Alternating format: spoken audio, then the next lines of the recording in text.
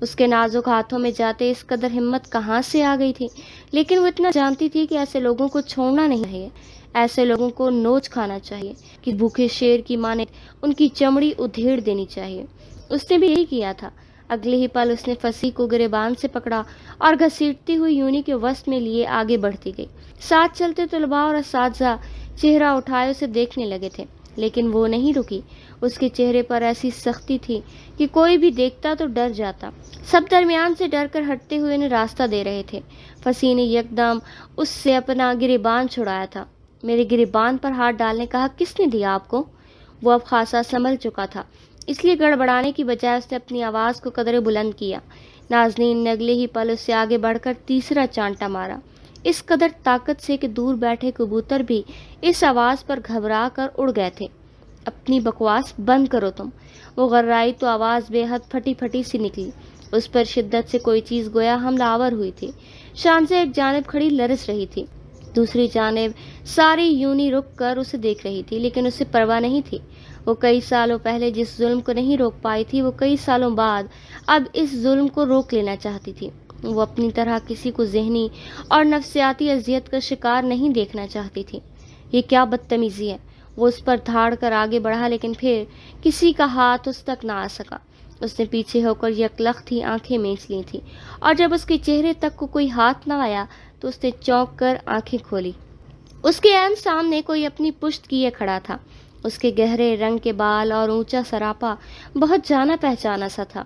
اسے کچھ وقت لگا تھا اسے پہچاننے میں۔ وہ کیا ہے نا کہ اس یونیورسٹی کی ہر راہداری میں سی سی ٹی وی کیمرے لگے ہیں۔ ہر راہداری کو کچھ یوں ترتیب دیا گیا ہے کہ اس کا ہر حصہ واضح طور پر کیمرے کی آنکھ سے دکھائی دیتا ہے۔ پھر ہوتا کچھ یوں ہے کہ کیمرے کی آنکھ کے پیچھے دیکھتی آنکھیں ہرگز اندھی نہیں ہوتی، اور پھر جو ان آنکھوں سے دیکھا ہوتا ہے اکثر ان کی گواہیوں سے آپ جیسے چھوٹے چھوٹے ٹھرکی سولی چڑھ جاتے ہیں۔ وہ بول رہا تھا، اور وہ بے حد روانی سے بول رہا تھا۔ اس کی زبان میں کہیں لکنت کا شائبہ تک نہ تھا۔ لمحے بھر کا عمل تھا، اسے یاد آ گیا کہ وہ کون تھا۔ وہ زر آباد کا شوٹر تھا، خرم عریبی۔ 50 طلباء اور کئی اساتذہ کے درمیان اس نے ایچ او ڈی فصیح ذوالفقار کو 3 تھپڑ مارے تھے۔ وہ عام سے پروفیسر ہوتے تو شاید تب بھی بات دب جاتی، لیکن ایسا نہیں تھا۔ وہ ایک قابل قدر ڈپارٹمنٹ کے بہت اثر و رسوخ رکھنے والے ایچ او ڈی تھے، جس کا مطلب تھا کہ یونی میں بھی ان کا حلقہ احباب بہت وسیع تھا، اور وہ صحیح غلط سے مبرہ ہو کر سر فصیح کی پشت پناہی کرنے والے تھے۔ سونے پر سہاگا شانز ابراہیم بھی ڈر کر راہداری سے بھاگ گئی تھی۔ بہت سے طلباء نے اسے روکنے کی کوشش بھی کی تھی، لیکن وہ نہیں رکی۔ اس کی ذہنی حالت اس سارے قصے کے بعد کسی بھی طرح اب نازنین اکیلی تھی، بالکل اکیلی، بغیر کسی ثبوت اور گواہ کے۔ وہ ایک پروفیسر کو 3 چانٹے مارنے کا جرم کر چکی تھی۔ اس کے جارحانہ سے رد عمل پر یہ مسئلہ بہت خوفناک صورت اختیار کر گیا تھا۔ یہاں اس کی جانب جانے کا خطرہ بھی یکلخت ہی سر پر کسی تلوار کی صورت لٹکنے لگا تھا۔ یہاں اس کی جاب جانے کا خطرہ بھی یکلخت ہی سر پر کسی تلوار کی صورت لٹکنے لگا تھا۔ خرم نے عین موقع پر پہنچ کر ان کا اٹھتا ہاتھ روک تو لیا تھا، لیکن پھر وہ اس پروفیسر کو یونیورسٹی انتظامیہ کے سامنے اپنا مسئلہ رکھنے سے روک نہیں پایا۔ اس نے پلٹ کر اوہو نازنین، اب آپ کیا کریں گی والی نظروں سے دیکھا تھا اسے۔ نازنین کے چہرے پر تاثرات ایسے تھے کہ وہ اس پروفیسر کو 3-4 اور چانٹے اسی قوت سے لگا سکتی تھی، لیکن اپنی بات سے پیچھے نہیں ہٹ سکتی تھی۔ یکدم ہی یونی کی فضا میں بہت سی سرگوشیاں تحلیل ہونے لگیں۔ اس کا نام جو بہت سے طلباء کے علم میں نہیں تھا، اب پتہ چل چکا تھا۔ اس کے 3 چانٹوں نے اسے کسی وائرل ویڈیو سے بھی زیادہ تیزی کے ساتھ مشہور کر دیا تھا، لیکن اسے کسی کی پرواہ نہیں تھی۔ وہ نازنین تھی، وہ اکھاڑ کر پھینکنا جانتی تھی۔ اس نے انتہائی سکون کے ساتھ اپنے قدم لائبریری کی جانب پھیرے تھے، یہ جانتے ہوئے بھی کہ جو وہ کر چکی ہے وہ سب کسی طوفان کو دعوت کے لیے یقیناً کافی ہوگا۔ لیکن جب آپ خود طوفان ہو تو پھر آپ کو کسی طوفان سے ڈرنا نہیں چاہیے، یہ اس کا ماننا تھا۔ یا تو آپ طوفان سے ڈر کر کسی تہہ خانے میں چھپ جائیں، یا پھر آپ خود طوفان بن جائیں۔ فیصلہ ہمیشہ انسان کے حصے میں ہی ہوا کرتا تھا۔ وہ ایک بار پھر سے اس کے ساتھ قدم ملانے لگا تھا۔ اس نے تیوری چڑھا کر برابر چلتے خرم کو دیکھا۔ وہ مسکراتے ہوئے کان کی لو کھجانے لگا۔ آپ مانیں یا نہ مانیں، لیکن آپ بہت غلط جگہ پھنس گئی ہیں نازنین، نام مطلب میرا۔ وہ پھنکاری تو حرم نے ہونٹوں پر ابھرتی محظوظ سی مسکراہٹ بمشکل روکی۔ یہ لڑکی گزرتے ہر پل میں اسے حیران کر رہی تھی۔ طلباء مڑ مڑ کر اسے دیکھتے تھے اور بہت سے تو اب خاصے محتاط بھی ہو گئے تھے۔ کچھ کی نگاہوں میں اس کے لیے بڑھتی ہوئی عزت بخوبی دیکھی جا سکتی تھی۔ وہ سب بھی شاید فصیح کے ستائے ہوئے تھے، لیکن اپنی کم ہمتی کے باعث یوں منظر عام پر آ کر چانٹا لگانے کی جرت وہ ہرگز بھی نہیں کر سکتے تھے۔ اب کیا کرنے کا ارادہ ہے آپ کا؟ ایک ایچ او ڈی کو بغیر کسی ثبوت کے 3 چانٹے مار چکی ہیں آپ کی جاب کو خطرہ ہو سکتا ہے، آپ کے سوشل اسٹیٹس کو خطرہ ہو سکتا ہے، وہ آپ کو ذاتی طور پر نشانہ بنا سکتا ہے، وہ آپ کو اس یونی سے کسی اسکینڈل کے تحت نکلوا سکتا ہے۔ سوچیں کیا کیا ہو سکتا ہے آپ کے ساتھ، ڈر نہیں لگتا آپ کو؟ وہ اس کے ساتھ قدم اٹھاتا مزے سے اسے آنے والے نقصانات سے بہرہ مند کر رہا تھا، جسے وہ خود کو کوئی مافیا کا لائر ہو۔ یہ سب ہو سکتا ہے آپ کے ساتھ، کیا رائے ہے آپ کی محترمہ؟ اور محترمہ نے اگلے ہی پل اس کی جانب گردن پھیری تھی، پھر اس ایک لچکتی لٹ سے بے نیاز ہو کر اسے کہنے لگی، میری جاب، سوشل سٹیٹس، ذات یا پھر گھرانے پر ایک انگلی رکھ کر تو دکھائیں وہ۔ اگر میں نے انہیں ایک ہی رات میں تباہ نہ کر دیا تو؟ تباہ؟ ایک رات میں تباہ؟ یہ بہت بڑی بات ہے مس نازنین، کیا کریں گی آپ؟ اور اب کہ اس کے کان پوری طرح سے کھڑے ہو گئے تھے، وہ اس کے جواب کا منتظر تھا۔ نازنین اگلی ہی پل رک گئی تھی، ہیل کی ٹک ٹک بھی ساتھ ہی تھم چکی تھی۔ پھر وہ اس کی جانب گھومی، ہلکا سا مسکرائی۔ حرم اسے دیکھتا رہ گیا۔ وہ مسکرا رہی تھی، لیکن یہ کیسی آنکھیں تھیں کہ جن تک مسکراہٹ کی رسائی ممکن نہیں تھی۔ میں اگر لائبریرین نہ ہوتی تو شاید رائٹر ہوتی، اور جانتے ہو میں کسی ژانرا پر لکھنا پسند کرتی، کرائم تھرلر پر۔ میں نے اتنی کتابیں پڑھی ہیں نا کہ سوچ ہے تمہاری۔ مجھے لوگوں کو ان کی کمزوریوں سے ہینڈل کرنا آتا ہے، ان کمزوریوں کو درست جگہوں پر استعمال کرنا بھی آتا ہے، ان نشانات کو سرعام گھسیٹنا بھی آتا ہے۔ وہ فصیح، تمہیں کیا لگتا ہے کہ شانز ابراہیم اس کا پہلا شکار ہوگی؟ ہرگز بھی نہیں۔ اس یونی میں ہر 5ویں لڑکی اس کا نشانہ بنی ہوگی، یا پھر اس بارے میں معلومات رکھتی ہوگی، اور اگر میرا مسئلہ اس سے بھی سالو نہ ہو سکا تو تم جانتے نہیں ہو کہ میں اس سے بھی زیادہ ظالم ثابت ہو سکتی ہوں۔ اب میرا راستہ چھوڑو اور اپنی ممی ڈیڈی روٹین کی جانب واپس پلٹ جاؤ۔ وہ الفاظ کے ساتھ اچھی تھی، حرم کو پتا تھا، لیکن وہ تکلیف دینے کی حد تک اچھی کیوں تھی یہ حرم کو نہیں پتا تھا، اور جو آخر میں اس نے طنز کیا اس پر اس کے کان بے ساختہ ہی سرخ ہو گئے۔ پھر وہ رکی نہیں، اگلے ہی پل لائبریری کو جاتی راہداری میں قدم اٹھاتی آگے بڑھنے لگی۔ اس نے حیرت سے مسکرا کر سر کے پیچھے ہاتھ پھیرا اور پھر واپس پلٹ گیا۔ اب اس کا رخ یونیورسٹی کے کنٹرول روم کی جانب تھا۔ چوری چھپے تالے توڑ کر غیر قانونی کام کیے بغیر اسے اپنا کھانا ہضم ہی کہاں ہوتا تھا بھلا؟ پہلے پہل تو الہام کو خبر نہ ہوئی کہ جو محترمہ ان کے برابر میں براجمان بہت تحمل اور سکون سے کتاب میں غرق لکھائی دے رہی ہے وہ باہر کسی پروفیسر کا کان بجا کر آئی ہے، لیکن لائبریری میں آتے طلباء سے اسے معلوم ہو گیا کہ نازنین نے اصل میں کون سے گل کھلائے تھے۔ بقول اس کے اسے ویسے بھی پھول اگانے اور گل کھلانے کا بہت شوق تھا۔ اس نے اگلے ہی پل اسے کلائی سے تھاما اور پھر لوگوں سے بچتی بچاتی بیسمنٹ کا دروازہ کھول کر اسے زینوں تک لے آئے۔ پھر آنکھیں کھول کر اسے دیکھا۔ تمہارا دماغ درست ہے؟ تم نے پروفیسر فصیح کو، او مائی گاڈ، تم نے انہیں 3 تھپڑ مارے ہیں نازنین۔ شکر کرو کہ وہ ابھی تک زندہ ہے، ویسے میرا کوئی ارادہ نہیں تھا کہ اسے زندہ رکھنے کا۔ وہ اب بیزار ہونے لگی۔ سب اسے غلط کہہ رہے تھے، سب اس کی مذمت کر رہے تھے، بجائے اس کا ساتھ دینے کے سب اس کے عمل پر ملامت کر رہے تھے۔ دنیا تو 18 سال بعد بھی ویسی ہی تھی جیسے 18 سال پہلے۔ تم پاگل ہو کیا؟ تمہاری جاب جا سکتی ہے، بہت سے مسائل کھڑے ہو سکتے ہیں نازنین، تم میں ابھی اندازہ نہیں ہے کہ وہ کتنے بارسوخ اور خطرناک ثابت ہو سکتے ہیں تمہارے لیے۔ مجھے کوئی پرواہ نہیں۔ اور الہام نے اپنا سر پکڑ لیا تھا، پھر ناک پر جمی چاند نما اینک کے پاس اس کی جانب فکر مندی سے دیکھا۔ وہ لڑکی کہاں ہے جس کے ساتھ انہوں نے ایسے کیا؟ اس نے بمشکل اپنے چھوٹتے اعصاب پر قابو پا کر اب کے ذرا سمجھدار سے سوال کیا، لیکن نازنین کے جواب پر اس کا رہا سا اطمینان بھی بھگ سے اڑ گیا۔ وہ بھاگ چکی ہے۔ کیا؟ الہام نے اتنی زور سے کہا کہ اسے اپنا کان پر ہاتھ رکھنا پڑے۔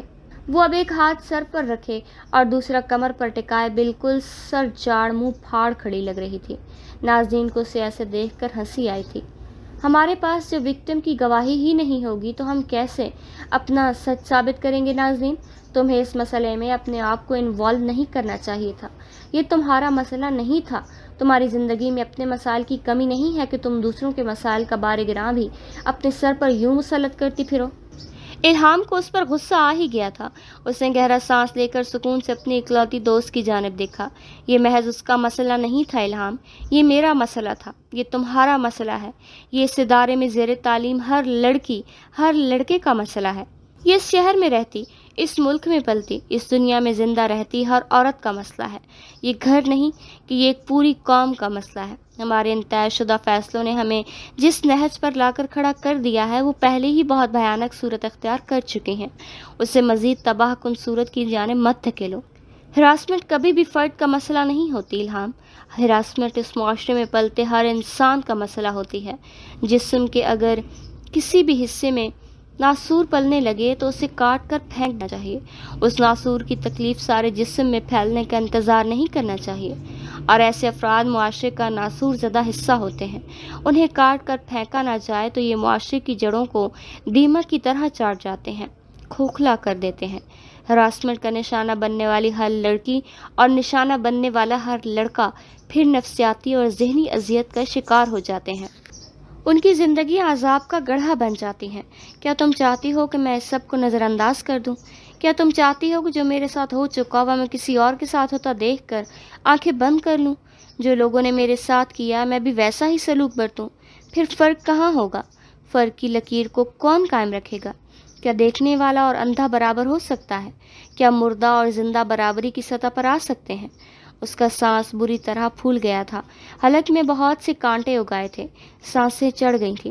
وہ دوسروں کے لیے بولتے ہوئے نہیں تھکتی تھی، وہ اپنے بارے میں بولتے ہوئے تھکن کا شکار ہو جایا کرتی تھی۔ الہام چند پل اس کی باتوں پر گنگ سی کھڑی رہ گئی اور پھر نازنین نے مزید کچھ نہیں کہا۔ وہ اپنا تمتماتا چہرہ لیے اوپر کی جانب بڑھ گئے۔ سنہری تتلی کہیں پس منظر میں پھڑ پھڑائی تھی، اس کی گردن پر جلن سوا ہونے لگی تھی۔ اس نے بے ساختہ ہی سلگتی گردن پر ہاتھ پھیرا۔ ظلم ساتھ رہتا ہے اور ظلم کو صرف حق کی آواز ختم کر سکتی ہے۔ اس نے بھی دانت جمائے اور پھر گردن اٹھائی۔ وہ گردن اٹھا سکتی تھی، وہ شانزے نہیں تھی، وہ نازنین تھی۔ وہ دبے قدموں کنٹرول روم سے سی سی ٹی وی فوٹیج کی ایک کاپی اپنے ساتھ یو ایس بی میں لیے واپس آ گیا۔ اتنا تو اسے یقین ہو چلا تھا کہ وہ لڑکی کسی 3rd گریڈ کی بچی نہیں تھی، وہ اپنا آپ سنبھالنا جانتی تھی، بس اسے ایک بات پسند نہیں آئی تھی، وہ دوسروں کے مسائل میں خود کو الجھا لیا کرتی تھی، جو کہ بلا شبہ کوئی اچھی عادت نہیں تھی۔ اگر آپ نے پرسکون رہنا ہے اور ایک قابل قدر زندگی بسر کرنی ہے تو اپنے کام سے کام رکھنا ہوگا۔ جو ہی آپ دوسروں کے مسائل حل کرنے کے لیے انہیں آسانیاں فراہم کریں گی تو آپ کی اپنی زندگی عذاب میں آ جائے گی، اور اسے ایسے کسی عذاب کو بلا وجہ اپنے سر لینے کا کوئی شوق نہیں تھا۔ اس نے گھر کے اندر قدم رکھا تو تقریباً دوپہر سر پر چڑھی محسوس ہونے لگی۔ اس نے آس پاس چہرہ گھما کر دیکھا اور پھر اسے لاؤنج ہی میں روہیلا نظر آ گئی۔ وہ پاس چلا، پھر لاپرواہی سے ان کے عین سامنے ٹانگیں چڑھا کر سینٹرل ٹیبل پر رکھی اور آرامدہ سا ہو کر بیٹھا۔ وہ اپنے موبائل کی اسکرین پر انگلی پھیر رہی تھی۔ اس کی موجودگی پر ایک پل کو نگاہ اٹھائی۔ کہاں تھے صبح سے؟ ڈیڈ کے آفس گیا تھا۔ انہوں نے اب کے ناک پر جمع چشمہ 2 انگلیوں سے نیچے کیا، پھر جانچتی نگاہوں سے اسے دیکھا۔ کل رات کو ثانیہ کہاں گئی تھی؟ اپنی دوست کے گھر، اس نے سہولت سے جھوٹ بولا۔ روہیلا سے اب کے موبائل ایک جانب رکھ دیا تھا، پھر چشمہ اتار کر ہاتھ میں پکڑا۔ ان کی آنکھوں میں اترتی سختی پر وہ سیدھا ہو بیٹھا۔ تم اب مجھ سے جھوٹ بولو گے؟ میں آپ سے جھوٹ کیوں بولوں گا موم؟ وہ اپنی دوست کے گھر گئی تھی۔ آپ کیا سننا چاہتی ہیں اس کے علاوہ؟ پوری آنکھوں میں سکون ہی سکون تھا، جانے وہ اتنا پرسکون کیسے رہ لیتا تھا۔ روہیلا کو اس کے آرام دہ سے جواب نے تیش دلا دیا تھا۔ اچھا، تو وہ اپنی دوست کے گھر گئی تھی، پھر میرے پاس صبح رمیز بھائی کا فون کیوں آیا تھا کہ آپ کے لاڈلے صاحبزادے نے ان کے بزنس پارٹنر باقر ہمدانی کے بیٹے کو مکہ مارا ہے؟ اور وہ اگلے ہی پل بھگ سے اڑا تھا، پھر سر کھجایا۔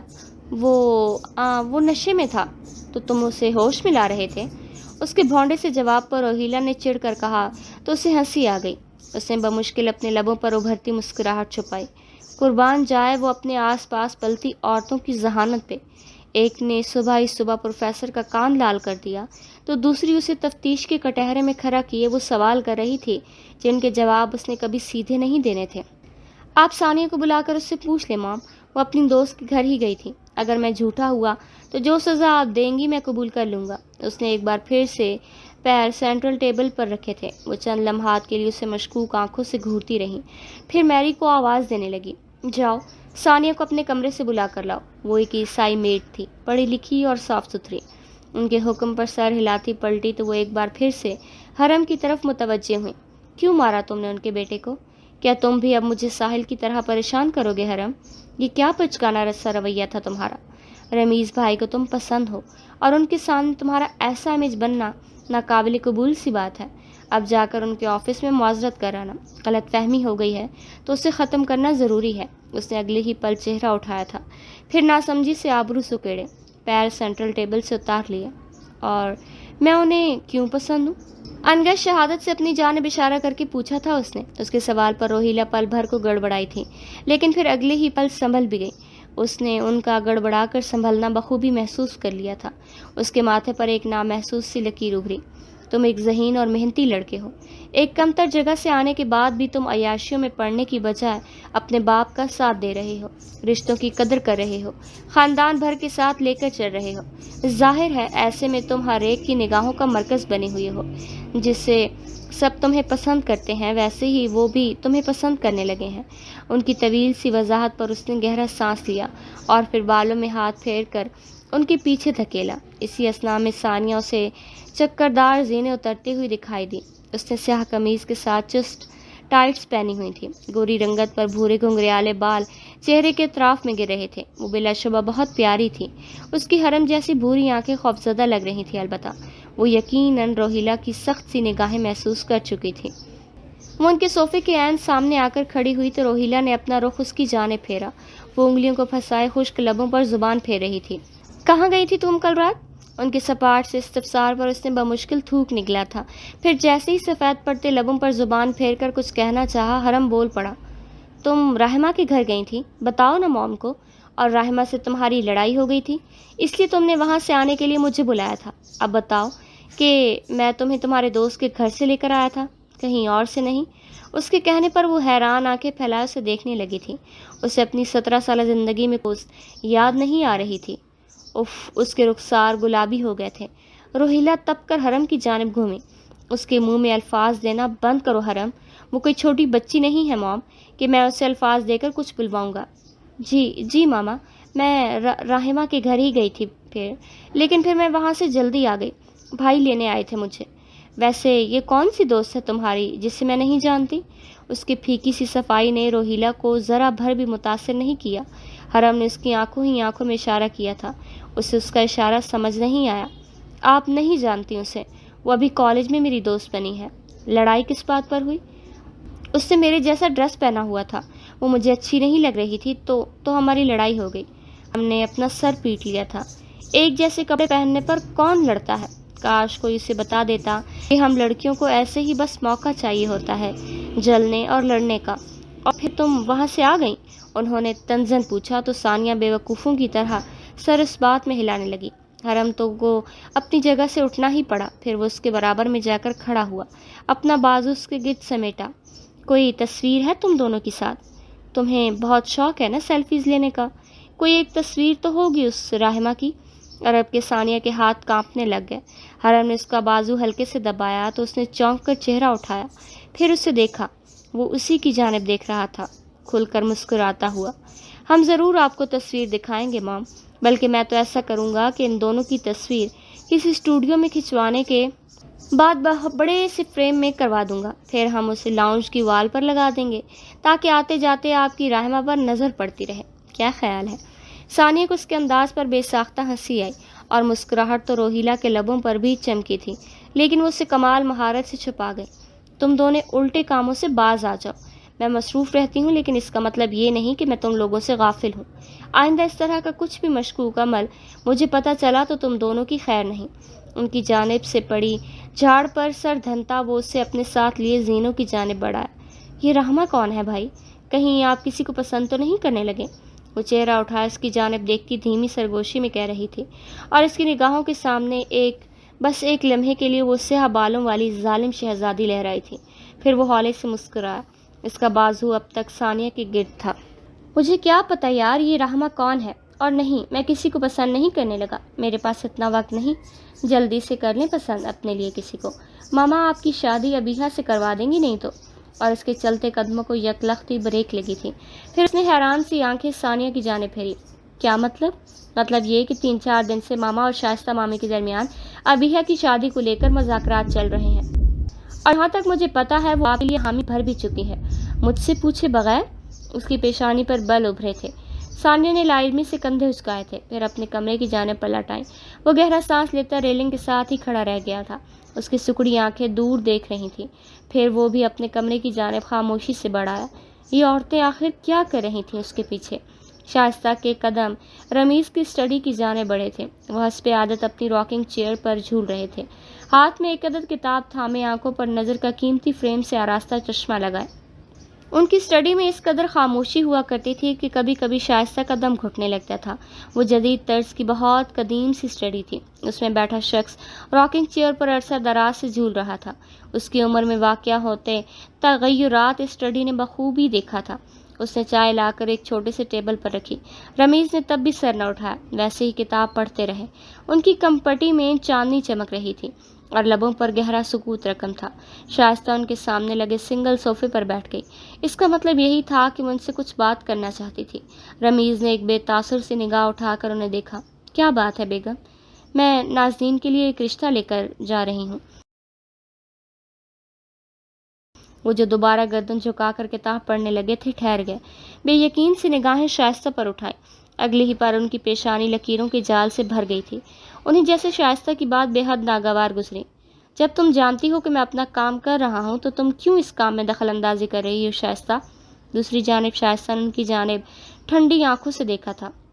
سیاہ اسٹائلش سے لباس میں ملبوس چہرے پر جمے میک اپ کے باوجود بھی وہ اس سمے بوڑھی دکھائی دینے لگی تھی۔ وہ میری ابیحہ کے راستے میں آ رہی ہے۔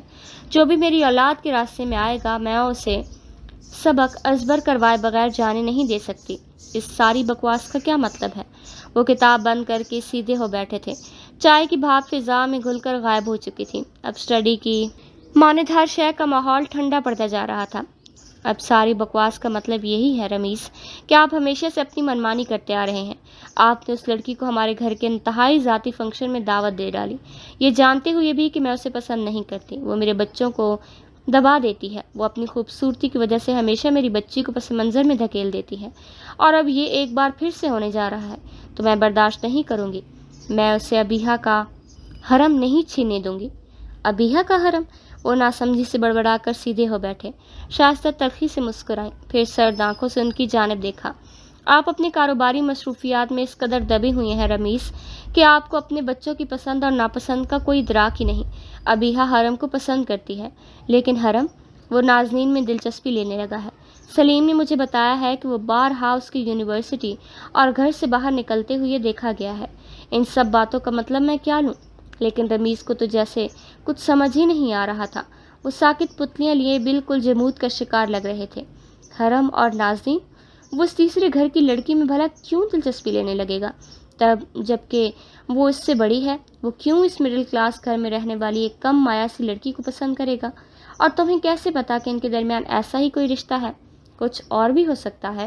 شائستہ کی وضاحت پر تلملا کر پہلو بدل گئی، پھر گلابی آنکھوں سے ان کا چہرہ دیکھا۔ اپنے بھائی کو تو قتل کر ہی چکے ہیں آپ رمیز، پھر اس کی اولاد کو اتنی آسانی کیوں فراہم کر رہے ہیں آپ؟ ان کا انکشاف تھا یا کیا؟ وہ ادکھلے لبوں کے ساتھ شائستہ کا چہرہ دیکھ کر رہ گئے تھے۔ ان کے سر پر گویا اسٹڈی کی چھت آ گری۔ تمہیں کیسے؟ میں اندھی نہیں ہوں رمیز۔ جب شوہر آدھی راتوں کو بستر چھوڑ کر اٹھے تو بیوی کو خبر ہو ہی جاتی ہے۔ میں نے کبھی آپ کے سامنے کہا نہیں، لیکن میں جانتی ہوں کہ بابا کے کمرے میں اس رات کون تھا۔ وہ خون آلود گلدان، وہ سب میں نے اپنی آنکھوں سے دیکھا تھا۔ آپ کو لگتا ہے کہ اب آپ مجھے روک سکتے ہیں؟ میں ہرگز بھی نہیں رکنے والی۔ مجھے اس نازنین سے کوئی لینا دینا نہیں، لیکن اگر وہ ابیحہ کے لیے کسی پریشانی کا باعث بنی تو میں اسے زندہ نہیں چھوڑوں گی۔ وہ اگلی ہی پل اٹھ کھڑی ہوئی تھی، لیکن پھر رمیز نے بجلی کی سی تیزی کے ساتھ ان کی کلائی پکڑی تھی، پھر انہیں اپنی جانب کھینچا۔ ان کے دانت ضبط سے جمتے لگ رہے تھے، پیشانی ایک رگ شدید تیش کے باعث پھڑک رہی تھی، چہرہ ہر قسم کی انسانیت سے عاری ہوتا جا رہا تھا۔ اگر تمہارے منہ سے ایک بھی لفظ نکلا تو تمہارا قتل میں اپنے ہاتھوں سے کروں گا شائستہ، خبردار جو تم نے مجھے بلیک میل کرنے کی کوشش کی تو۔ انہوں نے شائستہ کی تھوڑی سختی سے پکڑ کر جھٹکا دیا تو شائستہ انہوں نے پیچھے کی جانب دھکیلا، وہ راکنگ چیئر پر گر گئے تھے۔ پھر بے یقین سا چہرہ اٹھایا۔ دم گھٹتا ہے میرا آپ کو اپنا شوہر کہتے ہوئے رمیز، اسے ایک رات کے بعد میں کبھی آرام سے آپ کے برابر میں نہیں سو سکی۔ مجھے ہمیشہ یہی ڈر رہتا تھا کہ شاید کبھی آپ مجھے اور بچوں کو بھی اسی طرح قتل کر دیں گے، اور ویسے آپ سے کچھ بعید بھی نہیں ہے، جانور ہیں آپ، انسان کہلانے کے لائق نہیں۔ وہ روتے ہوئی اگلی ہی پل پلٹی تھیں اور پھر اسٹڈی سے باہر کی جانب بڑھ گئیں۔ رمیز کا چہرہ سیاہ پڑتا جا رہا تھا، یوں گویا کہ وہ آہستہ آہستہ گلنے سڑنے لگا ہو۔ ایک اور گواہ، ایک اور عذاب۔ ایک گواہ کی زندگی کو تو وہ عذاب کو ابلتا ہوا گڑھا بنا ہی چکے تھے، لیکن اب وہ اس گواہ کا کیا کرتے جو ان کے گھر میں زندہ تھا، سانس لے رہا تھا۔ شائستہ تو اب ان کے لیے ٹک ٹک کرتا بم ثابت ہونے والی تھی۔ اور پھر قتل تو وہ ہوتا ہے جس کے آثار فضا میں ساخت ہو جاتے ہیں، قتل نہیں مٹا کرتے، سالم رہتے ہیں، تازہ رہتے ہیں، کئی صدیوں بعد بھی۔ 3-4 گھنٹے تو یونی میں خوب اس تماشے کا چرچا ہوا، لیکن کسی بھی پروفیسر کی ہمت نہ ہو سکی اس تک آنے کی۔ البتہ اسے یونی انتظامیہ نے کل شام طلب کر لیا تھا، اپنے ثبوت اور وضاحتوں کے ساتھ۔ اگر وہ فصیح ذوالفقار کو مجرم ثابت نہ کر پائی تو پھر اسے تمام طلباء اور اساتذہ کے سامنے فصیح سے معافی طلب کرنا ہوگی، جو کہ وہ کبھی بھی کرنا نہیں چاہتی تھی۔ اگر اس نے معافی نہیں مانگی تو ایسی صورت میں اسے یونی سے نکالا بھی جا سکتا ہے۔ اس کے پاس شانزے کا کوئی کانٹیکٹ نمبر بھی نہیں تھا۔ مسئلہ اتنی پیچیدگی اختیار کر گیا تھا کہ اسے سر آفتاب نے بھی اپنے آفس بلایا، اسے سمجھایا کہ وہ اپنا الزام واپس لے لے، معافی مانگ کر اس قصے کو رفع دفع کر دے، لیکن ایسا کرنا اس کے لیے ممکن نہیں تھا۔ یہ محض اس کے ماضی کا ہی نہیں بلکہ اس کی عزت نفس اور انا کا بھی مسئلہ تھا، یہ اس کی ناک کا مسئلہ تھا جو کہ اسے بہت عزیز تھا۔ وہ اس گھٹیا پروفیسر کے سامنے معافی نہیں مانگ سکتی تھی، لیکن اس کے پاس تو کوئی گواہ، کوئی ثبوت بھی نہیں تھے۔ یا اللہ، وہ کیا کرے گی؟ وہ کہاں جائے گی؟ اس کے سر پر بہت سا بوجھ پڑا تھا، کندھے بے حد بھاری ہونے لگے تھے، سانس لینے میں دشواری سی ہونے لگی۔ کلاس سے فارغ ہونے کے بعد جب وہ اپنا بیگ سمیٹ رہی تھی تو ایک اسٹوڈنٹ اس کی جانب بڑھ آیا۔ مس نازنین، میں آپ سے ایک لمحے کے لیے بات کر سکتا ہوں؟ جی کہیں۔ اس نے اگلی ہی پل سر اٹھایا۔ وہ دراز قد لگ بھگ 25-26 سال لڑکا تھا، بالوں کو ایک جانب جمائے، کان میں ایک عدد ٹاپس پہنے، رف جینز اور شرٹ جیکٹ میں ملبوس۔ اس کے اٹھے نقوش اور پرکشش سی آنکھیں اسے مزید اپنی جانب جاذب نظر بنا دیا تھا، لیکن وہ ناظرین کو پہلی نظر میں ہی بہت عجیب سا لگا تھا، بے حد عجیب، گندا والا عجیب۔ آپ وہی ہیں نا جنہوں نے ایک پروفیسر کو بھرے پنڈال میں 3 تھپڑ مارے تھے؟ اس کی ایک جانب کو اٹھی مسکراہٹ اور محظوظ سے تاثرات نے ناظرین کے سامنے اس سے مزید ناگوار ظاہر کیا۔ اس نے سپاٹ آنکھوں کے ساتھ بیگ کی زپ شوں کی آواز کے ساتھ بند کی اور اٹھ کھڑی ہوئی۔ جی میں وہی ہوں، کیا آپ کو بھی کوئی پرابلم ہے؟ اس نے ایسے پوچھا تھا کہ جیسے کہہ رہی ہو کہو تو میں تمہیں بھی ایک عدد چانٹا رسید کر رہی ہوں۔ ویسے آپ جتنی بیوقوف لڑکی میں نے آج تک نہیں دیکھی۔ دوسروں کے مسئلوں میں کون لست ڈالتا ہے؟ دوسروں کے مسئلوں میں کون ہاتھ ڈالتا ہے؟ پڑھاتی آپ ادب ہے، لیکن عقل کا کوئی کام نہ کرنے کو آپ نے لیے پہلے سے تجویز کر رکھا ہے کیا آپ نے؟ اس کے جملوں پر ناظرین کا رنگ سرخ تانبے کی مانند تمتما اٹھا۔ کیا میں نے آپ سے آپ کی رائے مانگی ہے؟ لیکن کیا میں نے رائے مانگی؟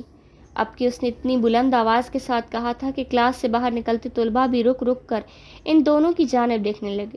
لڑکا اس کی بلند آواز پر محظوظ ہوا تھا۔ ویسے میں نے کسی ادبی انسان کو اتنی بے ادبی سے بات کرتے ہوئے کبھی نہیں دیکھا۔ نو ڈاؤٹ آپ ایک نئے طرز کا آخری پیس ہے۔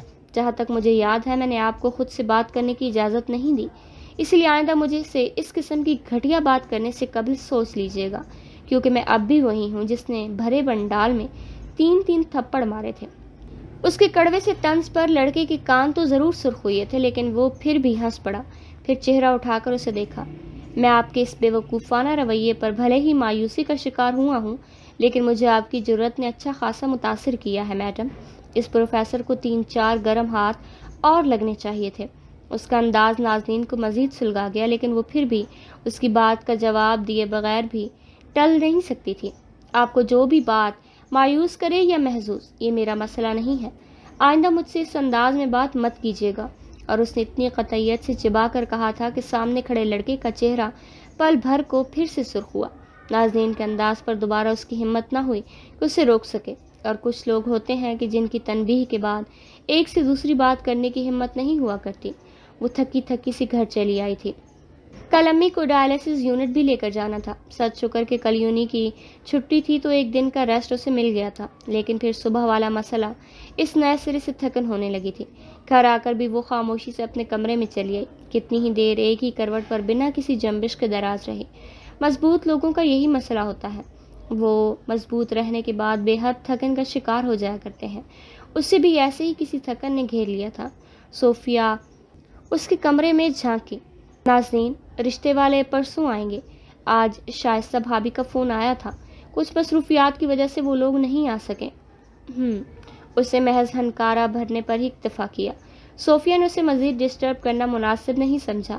انہیں اندازہ ہو گیا تھا کہ وہ تھکی ہوئی ہے۔ اب وہ انہیں کیا بتاتی کہ وہ کیا کر آئی تھی پیچھے۔ مغرب کی اذانیں کہیں دور گونجی تھی۔ وہ مشکل اٹھی، پھر خود کو گھسیٹتے ہوئی بیسن تک لے گئی، وضو بنایا اور اپنے کمرے میں دوبارہ چلی گئی۔ اس کے سامنے کوئی بھی حل نہیں تھا۔ اس کی آنکھیں اداسی اور مایوسی کی گہری چھاپ کے زیر اثر دکھ رہی تھیں۔ نماز پڑھنے کے بعد وہ جائے نماز پر خالی خالی سی بیٹھی رہی۔ کوئی حل، کوئی راستہ، کوئی روشنی، کوئی سرا۔ اس نے گردن کے پیچھے ہاتھ رکھ کر سر کو ہلکی سی جنبش دی۔ کن پٹیوں سے درد اب پٹھوں میں اترتا جا رہا تھا۔ اس کی تھکن بڑھتی جا رہی تھی۔ اگلے ہی پل اس نے گہرا سانس لیا اور پھر اٹھ کھڑی ہوئی۔ اسے یقیناً اب دوسری جگہ جاب کرنے کے بارے میں سوچ ہی لینا چاہیے۔ اترتی شام میں اس کے کلینک کی بتیاں ایک بار پھر سے روشن ہونے لگیں۔ سڑک پر روشن دکانوں کی روشنیوں نے ہر جانب چہل پہل سی بکھیر دی۔ وہ بھی آپریشن ٹیبل پر ایک پیاری سی پپی کو لیٹائے اس کا معائنہ کر رہا تھا۔ یہ وہی کتا تھا جسے ایک لڑکی اسے کلینک لے کر آئی تھی۔ ہاتھوں میں دستانے پہنے، چہرے پر سفید ماسک لگائے، اس کی سبز آنکھیں سنجیدہ دکھتی تھیں۔ اسی پل اس کے دروازے کے اوپر لگی گھنٹی بجی۔ اس نے ایک پل کو چہرہ اٹھا کر دیکھا۔ پورے گھنگریالے بالوں کو ہاف باندھے، سیاہ لباس میں، گورا گلابی سے چہرہ لیے وہی لڑکی اس کی کلینک میں داخل ہوئی۔ سارنگ ایک پل کو اس سے نظریں نہیں ہٹا سکا۔ وہ اتنی پیاری لگ رہی تھی کہ اس کی توجہ بھٹکنے لگی۔ اسے دیکھ کر وہ اپنے کندھے پر لٹکا لمبی اسٹرپ والا پرس درست کرتی آگے بڑھائی۔ ہیلو، ابھی میں آپ کے لائے پیشنٹ کو ہی چیک کر رہا تھا، اور اب یہ پیشنٹ نہیں رہا، اب یہ پہلے سے کافی بہتر ہو چکا ہے۔ Thank you so much doctor Sarang, کیا میں اسے اپنے ساتھ لے جا سکتی ہوں؟ اب بچوں کی طرح خوش ہو کر آپریٹنگ ٹیبل پر رکھے پپی کو دیکھنے لگی تھی، ساتھ ساتھ وہ اسے ڈرتے ڈرتے چھو بھی رہی تھی۔ سارنگ اس کے معصوم سے عمل پر مسکرائے بنا نہ رہ سکا۔ سچ شکر کہ اس نے ماسک پہن رکھا تھا، نہیں تو ابھی اپنے گلابی سی گال وہ کیسے چھپا پاتا؟ بقول حرم کے وہ تو کسی لڑکی سے بھی زیادہ شرماتا تھا۔ اسی پل اس لڑکی نے سر اٹھا کر اسے دیکھا۔ ڈاکٹر، میں نے پچھلی دفعہ بھی آپ کی فیس نہیں دی تھی، جو بھی اماؤنٹ ہے پلیز مجھے بتائیے۔ دیکھیں، آپ یہاں پر پہلی دفعہ آئی ہیں، دوسری بات آپ کے دل میں جانوروں کے لیے بہت سارا پیار اور احترام ہے، اس لیے میں آپ کو چارج نہیں کروں گا، بلکہ میں اپنے لیے کافی بنانے جا رہا تھا۔ اگر آپ ایک کپ کافی پی لیں گی تو مجھے لگے گا کہ میں نے فیس لے لی۔ اسے یہ کہنے کے بعد خود بھی حیرت ہوئی تھی۔ وہ کبھی بھی کلائنٹ کو یوں سر راہ کی پیشکش نہیں کرتا تھا۔ اس کی بات سن کر گھنگریالے بالوں والی لڑکی بھی بے حد حیران ہوئی، لیکن پھر جانے کیا سوچ کر اس نے بھی سر اس بات میں ہلا دیا۔ وہ اب کے دل سے مسکراتا ہوا الیکٹرک کیٹل کی جانب پلٹا تھا۔ تھوڑا سا ویٹ کریں وہاں آپ، میں 1 منٹ میں آتا ہوں۔ ویسے آپ کا نام کیا ہے؟ ثانیہ اوریبی۔ وہ اپنی پپی کے ساتھ کھیلتی ہوئی دور لگی کرسی پر جا بیٹھی تھی، لیکن سارنگ اس اوریبی نام پر چونک کر رہ گیا۔ کیا وہ حرم کی کچھ لگتی تھی؟ اس نے اقبال کو ٹیبل کے ساتھ لگی کرسی پر براجمان لڑکی کو دیکھا، لیکن پھر سر جھٹک دیا۔ کیا کوئی دوسرا اوریبی نہیں ہو سکتا اس دنیا میں؟ اور اللہ نہ کرے کہ وہ حرم کی کچھ لگے۔ توبہ، اس کے لیے ایک حرم کے ساتھ زندہ رہنا مشکل تھا، کجا کہ یہ اسے کوئی اس کے خاندان کی مل جائے۔ اگلے لمحات میں وہ اس کے سامنے کافی رکھ رہا تھا، پھر اپنی کافی کے سامنے رکھ کر ٹیبل اس پار لگی کرسی پر بیٹھ گیا۔ ثانیہ کسی گہری سوچ میں گم کتے کے نرم بال سہلا رہی تھی۔ کیا کتوں کو بھی یادداشت انسان جیسی ہوتی ہے ڈاکٹر؟ اس نے آہستگی سے پوچھا تو سارنگ چونکا، پھر اس کی اداس آنکھوں کی جانب آرام سے دیکھا۔ نہیں، ان کی یادداشت انسانوں جیسی نہیں ہوتی۔ اوہ شکر، وہ اس کے شکر کرنے پر ناسمجھی سے مسکرایا تھا۔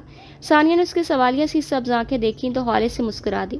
خدا کا شکر ہے کہ کتوں کو یاد نہیں رہتا کہ کون ان کا مالک کتنے عرصے تک رہا ہے، کس نے انہیں کتنا عرصہ پال کر چھوڑ دیا، گھر بدر کر دیا۔ کتنا تکلیف دہ ہوتا ہے نا ایسی تکلیف دہ یادوں کے ساتھ رہنا۔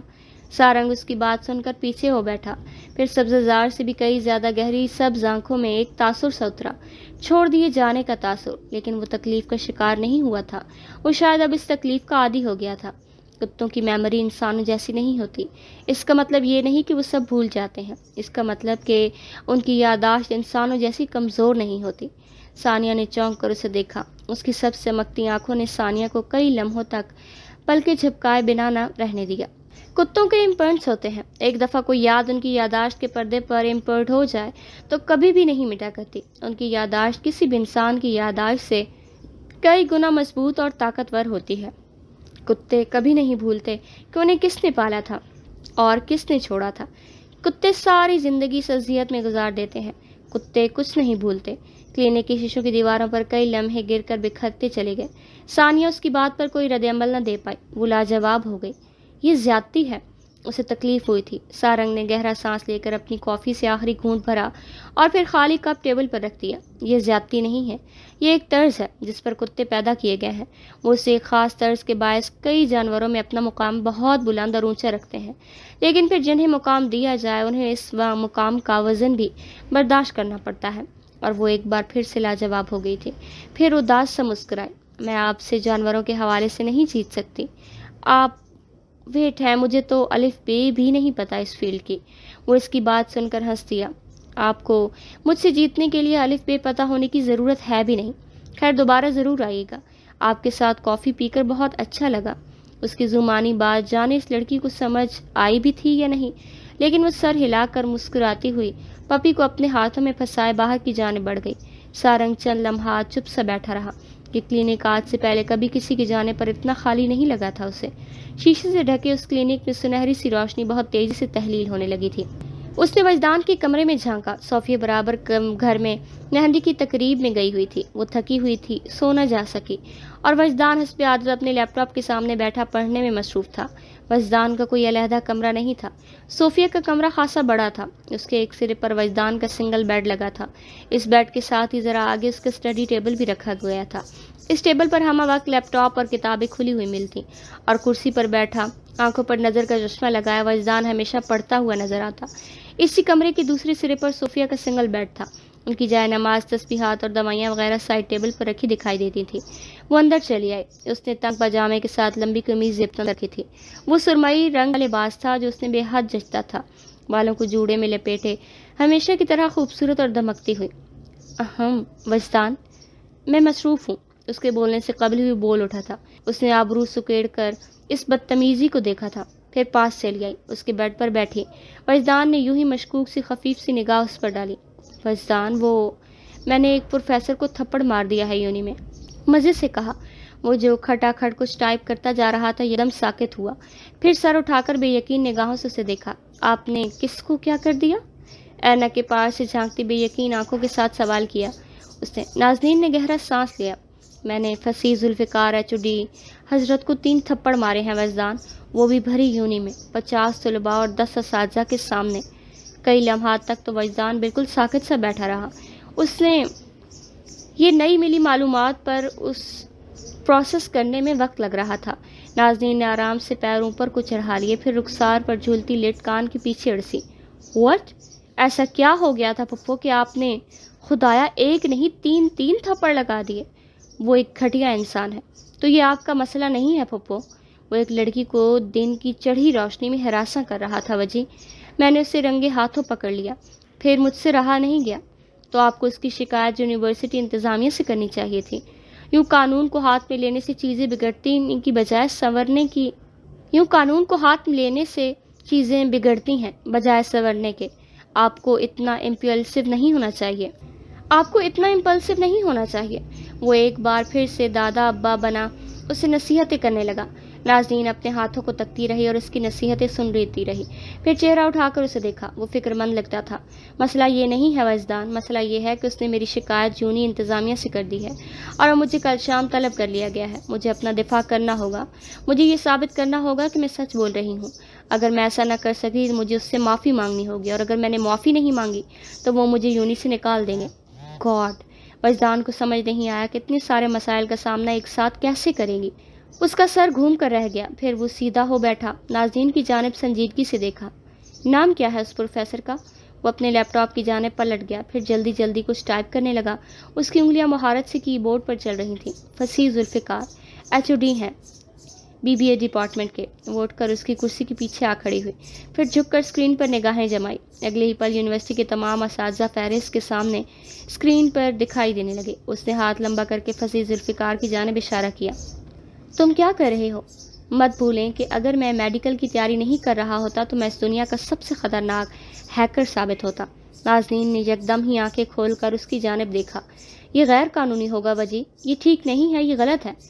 آپ اس کے ذریعے اپنا آپ سچ ثابت کریں گی، آپ اپنا دفاع کریں گی، آپ خود کو بچائیں گی، اور جو اس نے کیا اسے اس کی سزا دلوائیں گی۔ اگر کوئی بہت ہی قانونی کام انتہائی غیر قانونی طریقے سے کیا جائے تو وہ غلط نہیں ہوتا پھپھو، کچھ فیصلے انسان کو نہ چاہتے ہوئے بھی لینے پڑتے ہیں۔ وہ تیزی سے لیپ ٹاپ تک ٹائپ کرتا مصروف سا بولتا جا رہا تھا۔ ناظرین نے اس کے بالوں سے بھرے جھکے سر کو دیکھا، پھر ہلکا سا مسکرائی۔ تم کیا کرنے لگے ہو؟ میں ان کا لیپ ٹاپ ہیک کرنے لگا ہوں۔ یہ جو ای میل دیکھ رہی ہیں نا آپ، سب سے پہلے ہم اس ای میل کے ذریعے اسے ایک میسج بھیجیں گے۔ وہ ایک ایسا پیغام ہوگا کہ جسے کھولتے ہی ان کا پورا سسٹم ہیک ہو جائے گا، کیونکہ میں نے اس پیغام کے ساتھ ایک ریٹ باندھ کر بھیجا ہوگا۔ پھر ہم پوری طرح سے ان کی ڈیوائس کو کنٹرول کر سکیں گے۔ ہم ان کے انتہائی ذاتی فائلز اور تصاویر تک بھی رسائی حاصل کر سکتے ہیں۔ وہ اب کی آنکھیں پوری کھولے سے دیکھ رہی تھی۔ وہ اتنا خطرناک ثابت ہو سکتا تھا، اسے اندازہ نہیں تھا۔ کیا اسے پتہ نہیں چلے گا؟ نہیں، اسے بس ہمارا وہ میسج کھول کر دیکھنا ہوگا۔ اگر اس نے نہیں دیکھا تو پھر کوئی چانس نہیں، لیکن اگر دیکھ لیا تو پھر اس کی خیر نہیں۔ کتنے وقت تک ہو جائے گا یہ کام؟ لیپ ٹاپ کی اسکرین پر جا بجا قطاروں میں سبز ہند سے لکھے اوپر کی سمت جانے لگے۔ اسے ایک بھی لفظ سمجھ نہیں آیا، لیکن وجدان بغیر رکے کی بورڈ پر انگلیاں چلا رہا تھا۔ یہ رسکی کام ہے پھپھو، کئی دن لگ جاتے ہیں اس میں۔ ہیکرز جتنے خوش قسمت ہوتے ہیں اتنے ہی بد قسمت بھی ہوتے ہیں، لیکن میں کوشش کروں گا کہ کل شام تک آپ کو کچھ نہ کچھ مواد نکال کر دے سکوں، لیکن اگر میں آپ کی کوئی مدد نہ کر سکا تو سوری۔ اس نے ایک پل کو سر اٹھا کر اسے دیکھا تھا۔ ناظرین نے جھک کر اسے خود سے لگایا اور پھر بیڈ پر بیٹھ کر اس کی کارروائی دیکھنے لگی۔ وہ اپنے کام میں ماہر لگتا تھا، وہ ذہین تھا، بہت ذہین تھا، جینیس۔ بس خدا کبھی اسے کسی ایسے راستے پر نہ ڈال دے جس سے وہ واپس پلٹنا اس کے لیے مشکل ہو جائے۔ وہ اس کی مہارت سے چلتی انگلیاں دیکھ کر خوفزدہ ہوئی تھی۔ کچھ وہ طلحہ جیسا لگنے لگا تھا۔ کبھی کبھی وہ اسے وجدان نہیں لگتا کرتا تھا، اور ناظرین جانتی تھی کہ اس کی وجہ کیا تھی۔ وہ اپنی ذہانت کی وجہ سے اندر کہیں سے ڈارک تھا، ایک سیاہ حصہ اس کی ذات میں چھپا ہوا تھا۔ وہ واضح نہیں تھا، لیکن کسی خاص لمحے میں وہ اس پر پوری طرح سے حاوی ہو سکتا تھا۔ ناظرین جانتی تھی جیسے معصوم سے اسرائیل پر ابلیس حاوی ہو گیا تھا۔ اس نے گھبرا کر سر جھٹکا اور پھر آگے بڑھ کر اسے کام کرتا دیکھنے لگی۔ لیپ ٹاپ کی سیاہ اسکرین پر کئی ہند سے اوپر کی طرف سمٹ پڑ رہے تھے۔ کچھ کا بڑھنا ابھی باقی تھا۔